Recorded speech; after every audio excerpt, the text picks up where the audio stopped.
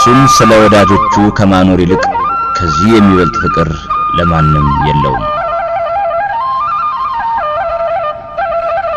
የቀራንዮ በግ።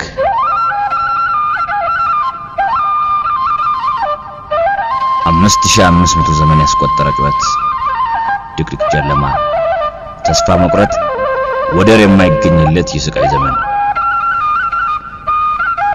የመጀመሪያዎቹ ሰዎች አዳምና ሔዋን ከእግዚአብሔር የተሰጣቸው ትእዛዝ ነበር። እግዚአብሔር አምላክን ሰውን እንዲህ ብሎ አዘዘው፣ ከገነት ዛፍ ሁሉ ትበላለህ፣ ነገር ግን መልካሙንና ክፉን ከምታሳውቀው አትብላ፣ ከእርሱ በበላህ ቀን ሞትን ትሞታለህና።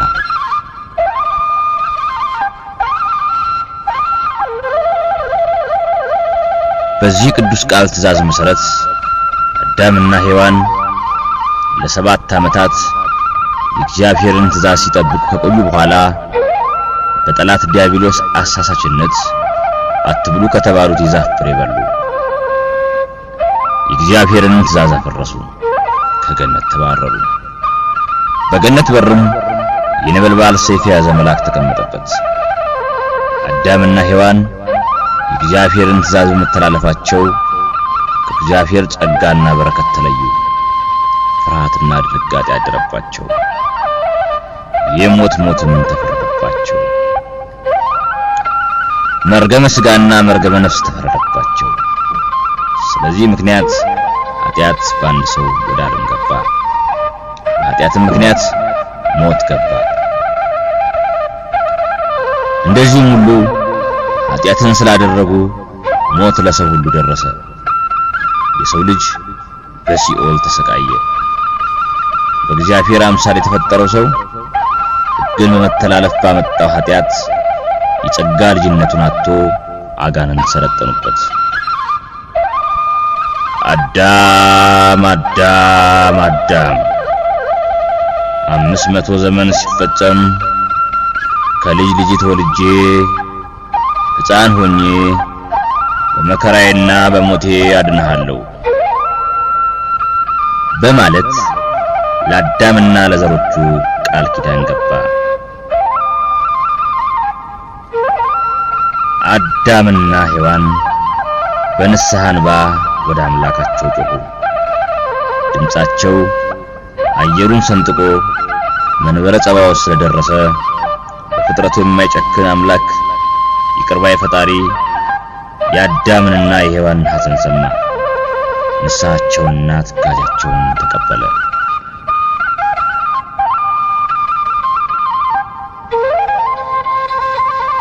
ከዚህ በኋላ በየዘመኑና በየጊዜው የተነሱ ነቢያት ስለ ክርስቶስ መወለድ እንደተገለጸላቸው መጠን በተለያየ ምሳሌ ትንቢት ተናገሩ። በተለይም ነቢዩ ኢሳይያስ ስለዚህ ጌታ ራሱ ምልክት ይሰጣቸዋል፣ እነሆ ድንግል ትጸንሳለች፣ ወንድ ልጅም ትወልዳለች፣ ስሙንም አማኑኤል ብላ ትጠራዋለች በማለት እግዚአብሔር ወልድ ከቅድስት ድንግል ማርያም በድንግልና ተጸንሶ በድንግልና እንደሚወልድና አማኑኤል ተብሎ መጠራት ዓለምን ሁሉ ከኃጢአት እንደሚያድን ትንቢት ተናገረ።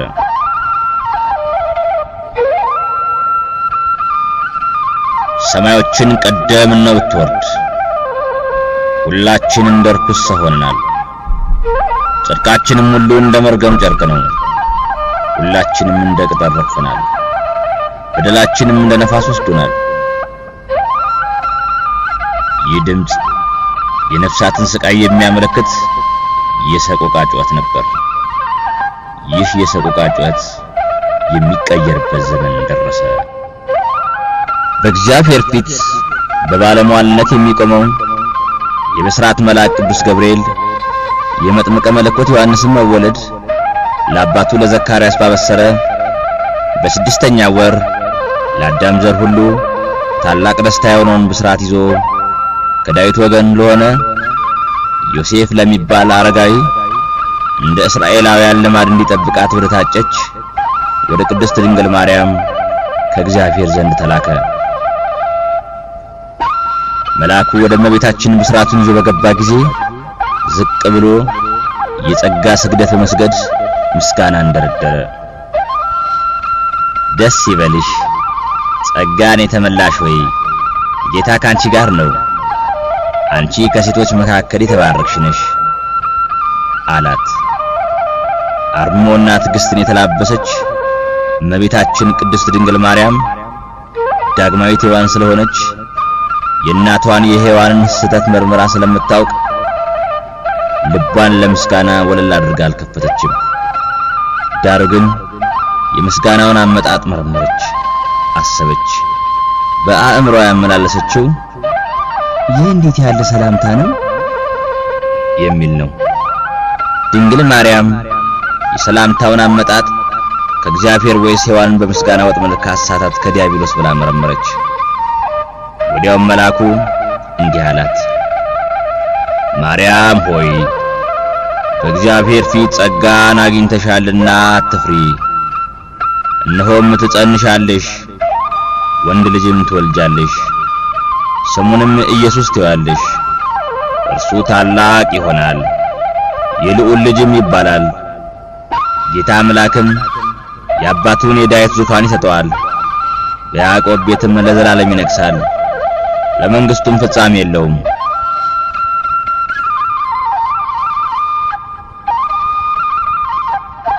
እንደ ዮሐንስ መጥምቅ በድንግልና እግዚአብሔርን ለማገልገል ጽኑ ሐሳብ የነበራት እርሷ የልጅ መውለድን ምስራትን በነገራት ጊዜ እኔ ድንግል ነኝ፣ ወንድ ስለማላውቅ ይህ እንዴት ሊሆን ይችላል ብላ ጠየቀችው።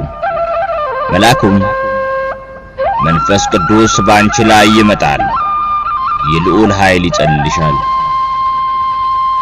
ስለዚህ ደግሞ ካንቺ የሚወለደው ቅዱሱ የእግዚአብሔር ልጅ ይባላል አላት። በዚህም መሰረት ሦስቱ አካላት አብ፣ ወልድ፣ መንፈስ ቅዱስ በማኅፀኗ ተገኝተዋል። አካላዊ ቃል ወልድ በማኅፀኗ በግብረ መንፈስ ቅዱስ ተጸነሰ። አብ ደግሞ አካላዊ ቃልን በምትጸንስበት ጊዜ አጸናት። መልአኩ ይህን ታላቅ የሥጋዊ ምስጢር ሲያስረዳት መካን ተብላ በሰው ዘንድ ልትቆጠር የነበረችው አክስቷ ኤልሳቤጥ የጸነሰች መሆኗን ነገራት። በስተርጅናቸው ልጅ ያገኙ እነ ሳራ እነ ኤልሳቤጥ ቢኖሩም ለሳራ አብርሃም ለኤልሳቤጥም ዘካርያስ ስለነበሯቸው እርሷን ሊመስሉ አይችሉም። በስተመጨረሻ መልአኩ ለእግዚአብሔር የሚሳነው ነገር የለም አላት። በዚህን ጊዜ በእግዚአብሔር ላይ ታላቅ እምነት ያላት እመቤታችን ክርክሯን ትታ ቃሉን በታላቅ እምነት ተቀበለች። እነሆኝ የጌታ ባሪያ፣ እንደ ቃል ይደረግልኝ አለች። የሰው ዘር ለዘመናት በናፍቆት ሲጠባበቀው የነበረው ታላቅ የደስታ ዜና፣ ይህ ብስራት በመከራ ቦታ ወድቆ ለነበረው ለሰው ልጅ የደስታና የነጻነት ተስፋ ፈነጠቀለት። እግዚአብሔር አምላክ በወዳጆቹ በነቢያት አድሮ እንደሚወርድና ሰው እንደሚሆን ትንቢት አናግሯል።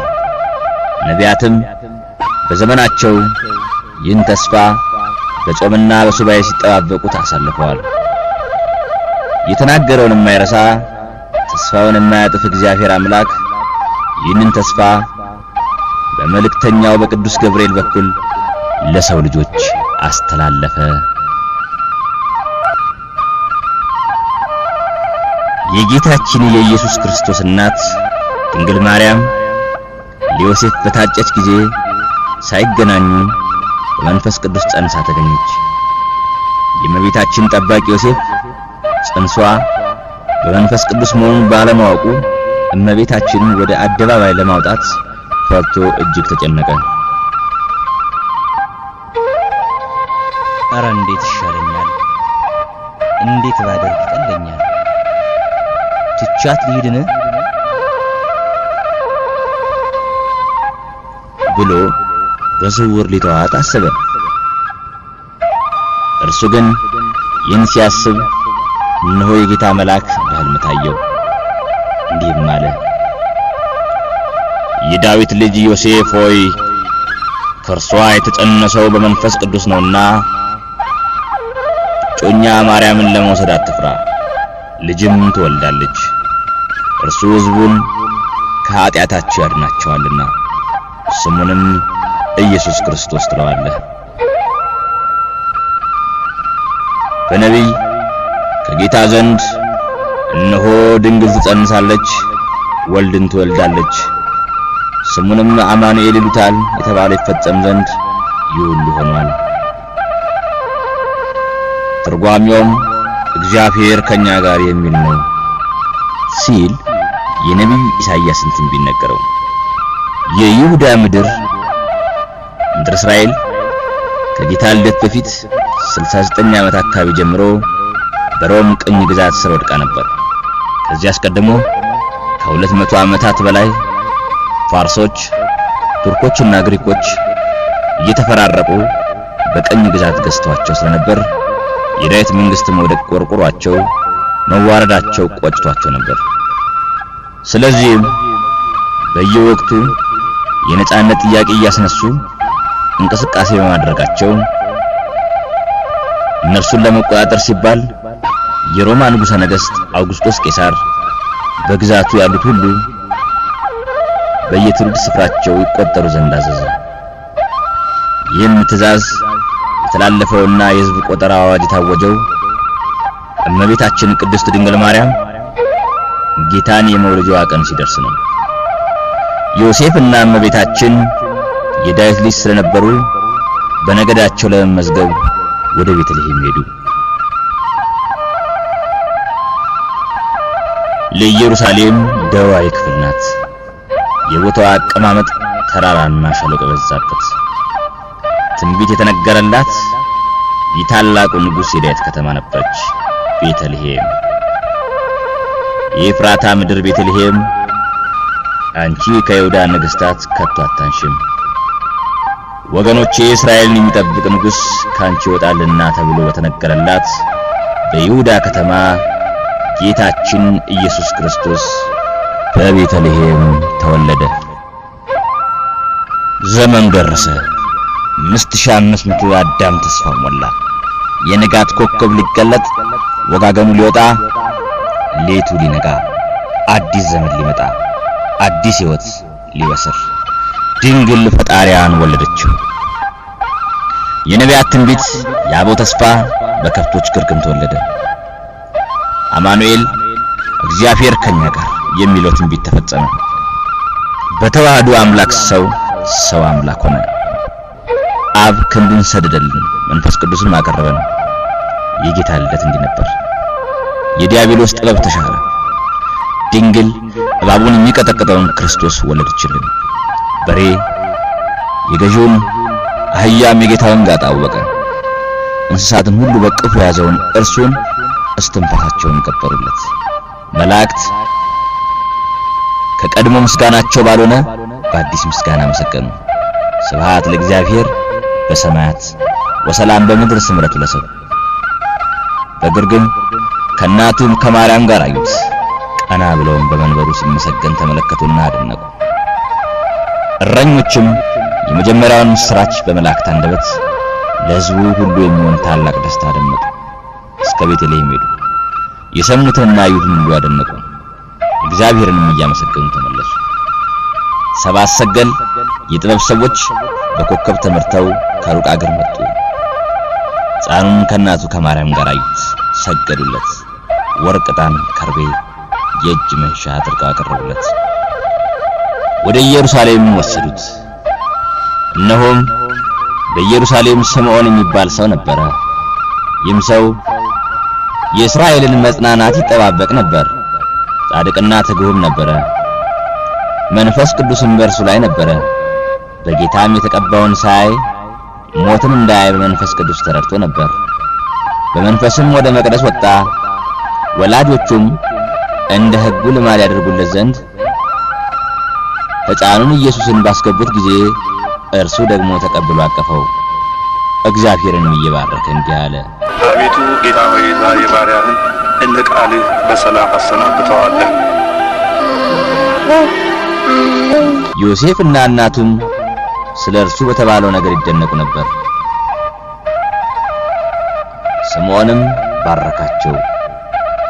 እናቱ ማርያምንም እነሆ የብዙዎች ልብ ሐሳብ ይገለጽ ዘንድ ይህ በእስራኤል ላሉት ለብዙዎች ለመውደቃቸውና ለመነሳታቸው ለሚቃወሙትን ምልክት ተሹሟል። ባንቺም ደግሞ በነፍስሽ ሰይፍ ያልፋል አላት።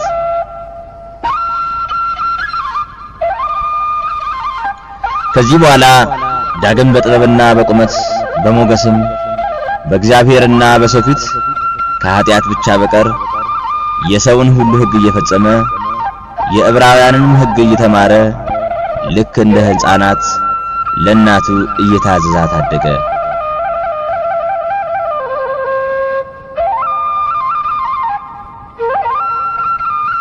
ሌሊቱ እየተገባደደ ነው። በጠቆረው ሰማይ ላይ ከጭፍሮቿ ከዋክብት ጋር ሆና ደምቃና ፈክታ የምትታየው ጨረቃ ከወትሮ በተለየ ሁናቴ ለምድረ ዮርዳኖስ ብርሃኗን ትለግሳታለች።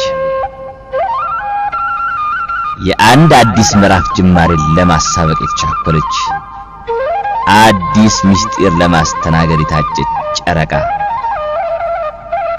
ጸጥታውን እየሰበረ በዝግታ የሚነፍሰው ነፋስም የሚያሰማው ድምጽ የሌሊቱን ግርማ ጨምሮታል። ዝምታ የነገሰበት በውስጡ ምስራችን የሰነቀ ሞገስን የተላበሰ ድንቅ ሌሊት ሰኞ ለማክሰኞ አጥቢያ በወዲያ ማዶ በዮርዳኖስ ወንዝ አካባቢ ሰዎች ተሰብስበዋል። በመካከላቸው በወገቡ ላይ የግመል ደበሉ ያገለደመ የ30 ዓመት ጎልማሳ ከፍ ባለ ድምጽ መንግሥተ ሰማያት ቀርባለችና ንስሐ ግቡ፣ የጌታን መንገድ አዘጋጁ በማለት የኃጢአት ስርየት የንስሐን ጥምቀት ይሰብካል። በአካባቢው ያሉ ሰዎችም ባነጋገሩና በስብከቱ ተስበው ምን እናደርግ ዘንድ ትወዳለህ? ምን እናደርግ? ማንም ሁለት ልብስ ያለው አንዱን ምንም ለሌለው ሰው ሳይሰስት በልግስና ይስጠው።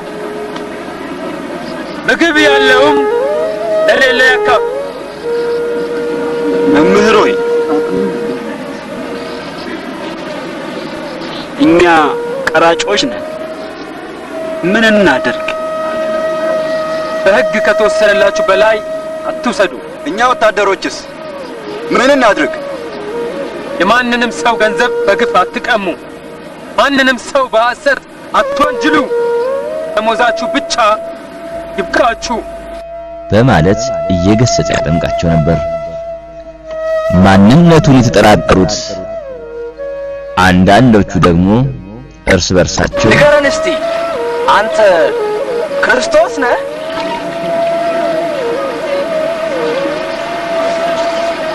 እኔ የማጠምቃችሁ በውሃ ነው። ነገር ግን አብዝቶ የሚበልጠኝ ከኔ በኋላ ይመጣል። የጫማውን ጠፍር እፈታ ዘንድ እንኳ የማይገባኝ እርሱ በመንፈስ ቅዱስና በእሳት ያጠምቃችኋል። መንሹ በእጁ ነው፣ የአውድማውንም እህል ያጠራል፣ ስንዴውንም በጎተራው ይሰበስባል። ያ ትንቢት ተነገረለት፣ ሱባኤ የተቆጠረለት ብዙዎች ነቢያት ለማየት ሽተው በዓይነ ሥጋ ለማየት ያልታደሉት እግዚአብሔር ወልድ ኢየሱስ ክርስቶስ በፍጡሩ በዮሐንስ እጅ ይጠመቅ ዘንድ በእርጋታ እየተራመደ ወደ ዮሐንስ ተጠጋ። ዮሐንስ ግን ፈራ፣ ተጨነቀ። ምን ያድርግ? ፈጣሪ አምላኩን እንዴት ብሎ ያጥምቅ? ወደ ኋላ እንደመሸሽም እያለ እኔ ባንተ ልጠመቅ ያስፈልገኛል እንጂ አንተ ወደኔ ትመጣለህን? በማለት አክብሮትን በተሞላ ድምጽ ተናገረው። የትህትና ምንጭ የሆነው ኢየሱስ ክርስቶስ ግን አሁንስ ፈቀድልኝ፣ እንዲህ ጽድቅን ሁሉ መፈጸም ይገባልና ፈቃድን በሚጠይቅ አይነት ድምጽ ዮሐንስም የጌታን ቃል ተቀብሎ በባህር ዮርዳኖስ አጠመቀው። ኢየሱስም በእደ ዮሐንስ ከተጠመቀ በኋላ ያቺ ሌሊት በውስጧ ዕምቃ የያዘችውን ምስጢር ይፋ አወጣችው። ዮርዳኖስ ተነዋወጠች፣ ምድሪቱ ጤሰች፣ በታላቅ ድምፅ ተደበላለቀች። ያቺ ጨረቃ በስቅለቱ ደም ልትለብስ በጥምቀቱ እጅግ ረካች። መንፈስ ቅዱስም በርግብ ተመስሎ በጌታ ላይ አረፈ። እነሆም በወልድ ቃልነት እንዲህ ሲል መሰከረ፣ በእርሱ ደስ የሚለኝ የምወደው ልጄ ይህ ነው፣ እርሱን ስሙት። አብ ወልድ መንፈስ ቅዱስ ሚስጥረ ሥላሴ በዘመነ ሐዲስ በእግዚአብሔር ቃል ተሰበከ።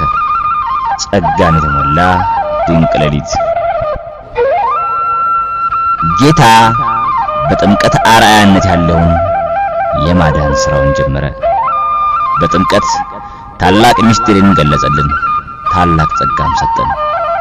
በ30 ዓመቱም በማዕከለ ዮርዳኖስ ቆሞ በዚያ የተጣለውን የዕዳ ደብዳቤውን ደምስሶለት በ30 ዓመቱ ያስወሰደውን ልጅነቱን እሱም በ30 ዓመቱ ጠምቆ አስመለሰለት።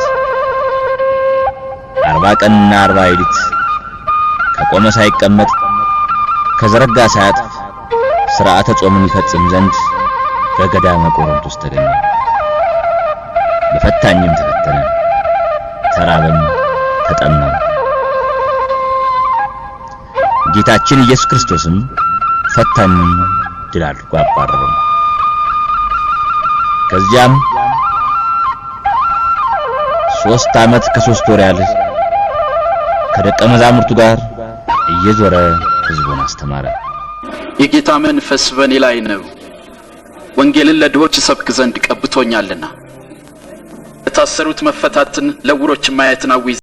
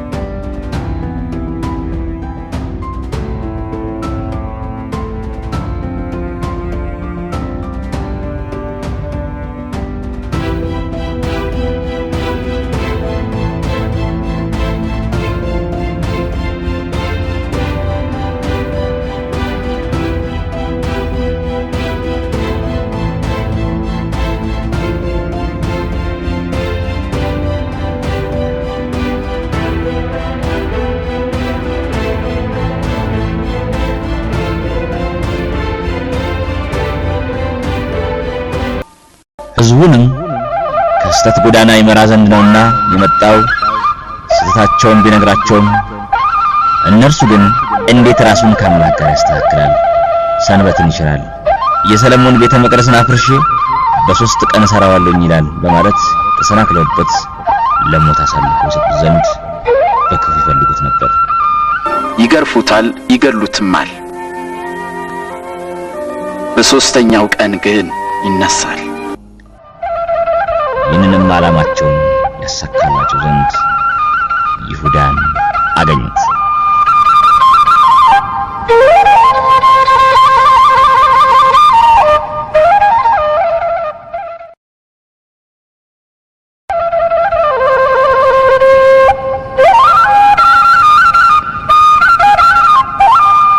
አይሁድ ጻፎች፣ ፈሪሳውያን፣ ሰዱቃውያን እንደ ሰሞኑ ሥራ በዝቶባቸው አያውቅም። ጌታ ኢየሱስ ክርስቶስን ለመያዝ በፍርድ አደባባይ ለማቆም ከመቼውም ጊዜ በበለጠ ቆርጦ ተነስተዋል። በዚህ የተነሳ ቀንና ሌሊት ሳይመርጡ በየጊዜው በሊቀ ካህናት ቀያፋ ቤት ስብሰባ ያደርጋሉ። ብዙ የሐሰት መረጃዎችን አሰባስበዋል። በተለይ በትላንትናው ዕለት ከጌታ ደቀ መዛሙርት አንዱ ከሆነው ከይሁዳ ጋር የሚስጥር ግንኙነት አድርገው ጥቂት ከተወያዩ በኋላ እነርሱ 30 ብር ሊከፍሉትና የሚስቱን ወንድም በርባንን ሊያስፈቱለት እርሱ ደግሞ ጌታውን ስሞ አሳልፎ ሊሰጣቸው የተለያዩ ተስማምቶ ነበር። ሊቀ ካህናት ቀያፋም በበኩሉ አንድ ሰው ስለ ሕዝቡ ይሞት ዘንድ ይሻላል ብሎ ስለወሰነ ኢየሱስን ለመያዝና ለማንገላታት እጅግ ተቻኩሏል። ይህን ሰሞን ከሌላው ጊዜ ለየት ከሚያደርጉት ምክንያቶች አንዱ የቂጣ ወይም የፋሲካ በዓል መቃረብ ነው። ስለዚህም እስራኤላውያን ይህንን በዓል በደመቀ ሁኔታ ለማክበር ወዲህ ወዲያ ይጣደፋሉ። ገበያውም ከወትሮ በተለየ መልኩ ተጧጡፏል። በሌላ በኩል ከሰማያ ሰማያት ወርዶ ከድንግል ማርያም ከስጋዋ ስጋ ከነፍሷ ነፍስ ነስቶ የተወለደው ጌታ ኢየሱስ ክርስቶስ አስቀድሞ በነቢያት የተነገረው ትንቢት የሚፈጸምበት እርሱ ራሱን ለዓለም ቤዛ አድርጎ የሚሰጥበት 5500 ዘመን በሰይጣን ባርነት በዲያብሎስ ቁራኝነት ሲቀጠቀጥ የኖረውን የሰው ልጆችን ነፃ የሚያወጣበት ጊዜና ሰዓቱ መድረሱን ከሌላ ጊዜ በተለየ መልኩ ሰሞኑን ለ12ቱ ሐዋርያት አስረድቷቸዋል። ዛሬ ከቀኖች ሁሉ የተለየ ቀን ነው፣ ዕለተ ሐሙስ። ጌታ ኢየሱስ ክርስቶስ አስቀድሞ ከደቀ መዛሙርቱ ሁለቱን በለምጻሙ ስምዖን ቤት እራት እንዲያዘጋጁ ማድረጉ በታዘዙት መሰረት በጥሩ ሁኔታ አዘጋጅተዋል። በራሱ ምስጢራዊ ምክንያት ከ12ቱ ሐዋርያትና ከእርሱ በቀር በማዕዱ ዙሪያ ማንም አልነበረም። ኢየሱስ ክርስቶስም ማዕዱን ከባረከ በኋላ ይህ ጽዋ ስለናንተ ለሚፈሰው ደሜ የሚሆን አዲስ ኪዳን ነው። እየበሉም ሳለ ድንገት ከእናንተ መካከል አንዱ እኔን አሳልፎ ይሰጣል፣ እኔን አሳልፎ የሚሰጥ ለዛ ሰው ወዮለት